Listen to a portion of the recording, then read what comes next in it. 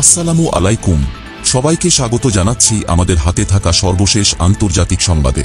আপনাদের সাথে আছি আমি আফনান করিম।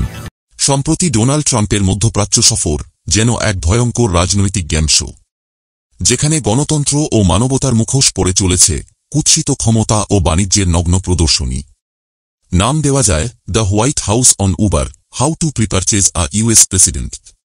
সৌদি আরবের মাটিতে দাঁড়িয়ে ট্রাম্প বলছিলেন, উদার হস্তক্ষেপ ছিল এক ভয়াবহ ব্যর্থতা।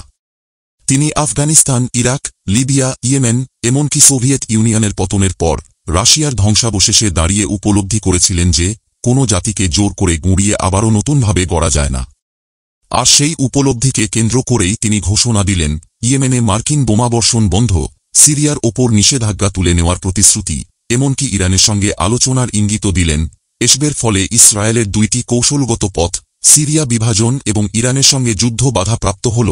কিন্তু ইরান আশ্বস্ত হল না, কারণ তারা জানে হোয়াইট হাউসের প্রতিশ্রুতি মানে ফাঁকা বুলি, যেখানে সত্য সত্য, নীতি নীতি একাকার হয়ে গেছে রাজনীতির অন্তঃসারশূন্য থিয়েটারে।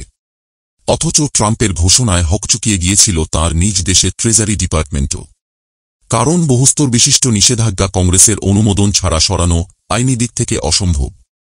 অথচ বাস্তবতা হল, এই ঘোষণাগুলো বাস্তবায়নের পেছনে ছিল মধ্যপ্রাচ্যের অর্থের পাহাড়, যে পাহাড়ের নিচে চাপা পড়েছে ফিলিস্তিনিদের হাহাকার, কান্না, রক্ত এবং ইতিহাসের সর্বনাশা প্রান্তর।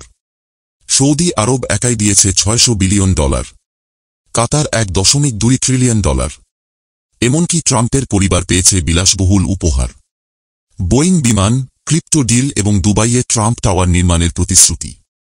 সব মিলিয়ে এটা যেন কে বেশি ট্রাম্পকে খুশি করতে পারে সেই প্রতিযোগিতার মঞ্চ। আর এই প্রতিযোগিতা চলার সময়েই গাজায় নেমে আসে এক নরকতুল্য বর্বরতা, যেখানে 48 সালের নাকবার দিনে ইসরায়েল যেন প্রতিশোধের উন্মত্ততায় মরিয়া হয়ে ফিলিস্তিনিদের নিশ্চিহ্ন করতে চায়। মাত্র কয়েকদিনের ব্যবধানে 100 মানুষ নিহত, ইউরোপিয়ান হাসপাতাল লক্ষ্য করে হামলা, উদ্দেশ্য হামাস নেতা মোহাম্মদ সিনওয়ারকে হত্যা করা। যদিও তার মৃত্যু নিশ্চিত নয়, এ সময়ই হামাসের বিদেশি নেতৃত্ব যুক্তরাষ্ট্রের সঙ্গে একটি যুদ্ধবিরতির খসড়া চুক্তিতে সম্মত হলেও মোহাম্মদ সিনওয়ার তা প্রত্যাখ্যান করেন। কারণ সেটি ছিল প্রতারণামূলক এবং যুদ্ধ থামানোর নিশ্চয়তা দেয়নি। এখন বলা হচ্ছে, যদি সিনওয়ার নিহত হন, তবে গোপন সংগঠন হামাসের জন্য বিকল্প নেতৃত্ব গড়া সহজ হবে না। গঠনতন্ত্রে আসবে স্থবিরতা। আর এটাই ইসরায়েলের মূল উদ্দেশ্য। কারণ নেতৃত্বহীন প্রতিরোধ মানেই ভেতর থেকে ধ্বংস। কিন্তু আসল সত্য হল, নেতানিয়াহুর লক্ষ্য যুদ্ধ থামানো নয়, তার লক্ষ্য গাজাকে জনশূন্য মৃত্যুপুরীতে পরিণত করা, যেখানে 21 লাখ মানুষের জন্য থাকবে না খাদ্য, আশ্রয়, চিকিৎসা কিংবা শান্তির কোনো প্রতিশ্রুতি। জাতিসংঘের মানবিক সহায়তা প্রধান টম ফ্লেচারের কণ্ঠেও ঝরে পড়ে হতাশা। আর কত প্রমাণ দরকার? এবার কি আপনি সত্যিই কিছু করবেন গণহত্যা ঠেকাতে? এ প্রশ্ন যেন গোটা সভ্যতার অন্তরাত্মাকে ঝাঁকিয়ে দেয়। অথচ সৌদি যুবরাজ মোহাম্মদ বিন সালমান, আমিরাতের প্রেসিডেন্ট বিন জায়েদ এবং কাতারের আমির তামিম, তাদের কেউই ইসরায়েলের বিরুদ্ধে একটি শব্দ উচ্চারণ করেননি। এই নীরবতা ছিল এক ভয়ানক বিশ্বাসঘাতকতা। এমন সময়ে যখন ফিলিস্তিনিরা তাদের রক্ত দিয়ে প্রতিরোধ গড়ে তুলছে। বাস্তবতা হল, গাজা আজ নতুন ভিয়েতনাম, যেখানে ইসরায়েল প্রতিটি যুদ্ধে জিতলেও গোটা যুদ্ধ হারছে। যেমন করে আমেরিকা ভিয়েতনামে করেছিল, 8 বছরে 50 লাখ টন বোমা ফেলার পরও পরাজয় বরণ করতে হয়েছিল। গাজায় ইসরায়েল মাত্র 1 বছরে ফেলেছে 1 লাখ টন বোমা, অর্থাৎ প্রতি বর্গ কিলোমিটারে 275 টন, যা ভিয়েতনামের তুলনায় 18 গুণ বেশি। অথচ গাজার মানুষ ভূমি ছাড়ছে না, মরছে, কিন্তু আত্মসমর্পণ করছে না।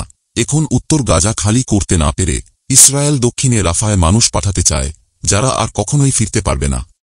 এই হল অপারেশন গিডিয়নের রথের নীলনকশা। নেতানিয়াহু বলছেন হয়তো যুদ্ধবিরতি হবে, কিন্তু যুদ্ধ থামবে না, যেহেতু তাঁর স্বাস্থ্য এখন সংকটাপন্ন। আর পরবর্তী প্রধানমন্ত্রী হিসেবে উঠে আসতে পারেন উগ্রবাদী নাফতালি বেনেট। আজ গাজার যুদ্ধ থামাতে পারে দুই শক্তি: ফিলিস্তিনিদের অদম্য প্রতিরোধ এবং পশ্চিমা তরুণদের বিবেক। কারণ আজ আর ইহুদি বিদ্বেষ তকমা দিয়ে ইসরায়েলের সমালোচকদের চুপ করানো যাচ্ছে না। মানবতা, ন্যায়বিচার, বিবেক ও ইতিহাসের আদালতে ইসরায়েল ইতোমধ্যেই পরাজিত। আর এই পরাজয়ের সাক্ষী গোটা বিশ্ব, ইতিহাস এবং সেই শিশুরা যাদের খেলনার বদলে হাতে ধরা কফিনের কাফন।